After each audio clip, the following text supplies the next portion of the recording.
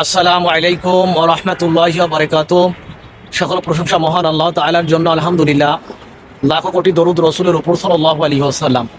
হযরত আবু হুরায়রা রাদিয়াল্লাহু তাআলা হতে বর্ণিত, তিনি বলেন, আমাদের প্রিয় নবী হযরত মুহাম্মদ সাল্লাল্লাহু আলাইহি ওয়াসাল্লাম ইরশাদ করেন, ইয়াউমাল কিয়ামতের কঠিন দিনে মহান আল্লাহ তাআলা 7 শ্রেণীর লোককে আল্লাহ তাআলার আরশের নিচে ছায়া দান করবে, যেই দিন আল্লাহ তাআলার আরশের ছায়া ব্যতীত অন্য কোনো ছায়া থাকবে না। আল্লাহ রাসূল বলেন, 7 শ্রেণীর লোক সেই দিন মহান আল্লাহ তাআলা সেই আরশের নিচে ছায়ার নিচে ছায়া দান করবেন।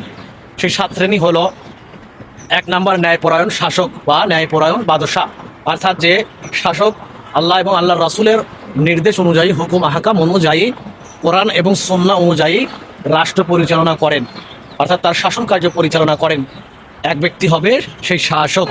আর 2 নম্বর হবে ওই যুবক যার যৌবনকাল ইবাদতের মধ্যে অতিবাহিত হয়, অর্থাৎ সে ইবাদতের মধ্যে কি বড় হয়, লালিত পালিত হয়। আর 3 নম্বর বলা হয়েছে ওই ব্যক্তি যার দিল মসজিদে লটকানো থাকে, অর্থাৎ সে বেশি বেশি মসজিদের সময় দেয়। বলে মসজিদে বের হলে সে এইভাবে মসজিদে না যাওয়া পর্যন্ত ছটফট করে অস্থির হয়ে যায়, অর্থাৎ তার মধ্যে একটা তামান্না থাকে যে কখন সেইভাবে সে মসজিদে আবার এইভাবে যাবে। তো 3 নম্বর বলা হয়েছে যার দিল এইভাবে মসজিদে লটকানো থাকে, আটকানো থাকে। আর 4 নম্বর বলা হয়েছে সেই ব্যক্তি বলে যে আল্লাহ তাআলাকে ভয় করে এবং কি সে নির্জনে বলে তাহাজ্জুদ নামাজ পড়ে এবং কি তার চোখ থেকে অশ্রু প্রবাহিত হয়। আর 5 নম্বর বলা হয়েছে ওই 2 ব্যক্তি বলে যারা আল্লাহ তাআলার জন্য এইভাবে একত্রিত হয় এবং আল্লাহ তাআলার জন্যই পৃথক হয়, অর্থাৎ পরস্পরকে ভালোবাসে, মহব্বত করে শুধুমাত্র মহান আল্লাহ তাআলার জন্যই, এবং এভাবে পৃথক হয়ে যায় বলে মহান আল্লাহ তাআলার জন্যই। আর 6 নম্বর বলা হয়েছে সেই ব্যক্তি যাকে পুরো সম্ভ্রান্ত মহিলা বলে উচ্চ বংশীয় মহিলা বলে তাকে খারাপ কাজে প্রলোভন দেয়, এভাবে প্রস্তাব দেয়, বলে তাকে জেনা ব্যভিচার কাজে এইভাবে উৎসাহিত করে, অর্থাৎ আহ্বান করে, কিন্তু ওই যুবক বা ওই মানুষটা তাকে বলে যে না, আমি আল্লাহ তাআলাকে ভয় করি। অর্থাৎ কোনো সম্ভ্রান্ত মহিলা যদি তাকে এইভাবে কোনো খারাপ কাজের দিকে আহ্বান করে এবং তখন সে বলে যে না, আমি আল্লাহ তাআলাকে ভয় করি, বলে এমন ব্যক্তিকে আল্লাহ তাআলা ওই আরশের ছায়ার নিচে ছায়া দান করবে।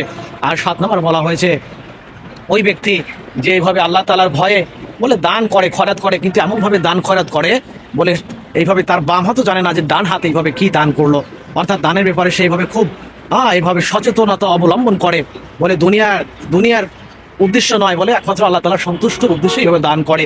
তো আল্লাহ তাআলা বলে এই 7 শ্রেণী লোককে বলে ইয়াউমাল কিয়ামতের কঠিন দিনে বলে আল্লাহ তাআলা ছায়া দান করবেন আরশের নিচে। তো চলুন আমরা আর একবার সংক্ষেপে জেনে নিই সেই 7 শ্রেণীর লোক কারা হবে। ন্যায়পরায়ণ বাদশাহ বা শাসক, ওই যুবক যার যৌবন ইবাদতে অতিবাহিত হয়, ওই শ্রেণী বা ওই ব্যক্তি যার দিল মসজিদে আটকানো থাকে, লটকানো থাকে, ওই 2 ব্যক্তি যারা পরস্পর মহব্বত করে আল্লাহ তাআলার সন্তুষ্টির জন্য এবং পরস্পর পৃথক হয়ে যায় আল্লাহ তাআলার সন্তুষ্টির জন্য, ওই ব্যক্তি যে রাত্র জাগরণ করে এবং আল্লাহ তাআলার ভয়ে তার চোখ থেকে অশ্রু প্রবাহিত হয়, এবং ওই ব্যক্তি যাকে কোনো সম্ভ্রান্ত মহিলা খারাপ কাজের দিকে আহ্বান করে কিন্তু সে বলে আমি আল্লাহ তাআলাকে ভয় করি, এবং ওই ব্যক্তি যে এমনভাবে দান করে যে তার ডান হাতও জানে না তার বাম হাত কি দান করেছে, অথবা তার বাম হাতও জানে না যে তার ডান হাত কি দান করেছে, অর্থাৎ একমাত্র আল্লাহ এবং আল্লাহ রাসূলের সন্তুষ্টির উদ্দেশ্যে দান করে। তো এই 7 শ্রেণীর লোককে মহান আল্লাহ তাআলা কঠিন দিনে বলে আরশের নিচে ছায়া দান করবে।